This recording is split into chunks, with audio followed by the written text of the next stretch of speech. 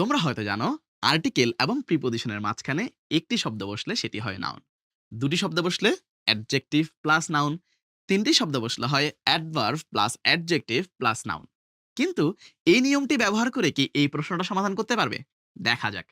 Eid is one of the main religious festivals of the Muslims. এখানে মেইনটা কোন part of speech সেটা বের করতে হবে, তাই না?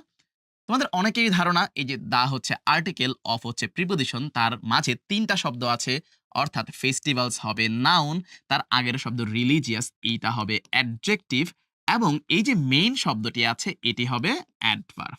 এবং এইটা যদি করো তাহলেই কিন্তু তোমার অ্যান্সার হয়ে যাবে ভুল। মাথায় রাখবে অ্যাডজেক্টিভের আগের শব্দটি যদি অ্যাডজেক্টিভকেই মডিফাই করে তাহলেই সেটা হবে অ্যাডভার্ব। যদি অ্যাডজেক্টিভকে মডিফাই না করে তার পরবর্তী নাউনটাকে মডিফাই করে তাহলে সেটি হবে অ্যাডজেক্টিভ। যেমন এখানে মেইন দ্বারা কি মেইন রিলিজিয়াসকে বুঝিয়েছে নাকি ঈদ যে মেইন ফেস্টিভ্যাল সেটাকে বুঝিয়েছে? অবশ্যই এই মেইনটা দ্বারা বোঝানো হচ্ছে মেইন ফেস্টিভ্যাল। যেহেতু ফেস্টিভ্যালটি নাউন সেই কারণে এই যে মেইন শব্দটা নাউনকে মডিফাই করায় হবে অ্যাডজেক্টিভ। কোনোভাবেই কিন্তু অ্যাডভার্ব আমরা দাগাতে পারবো না।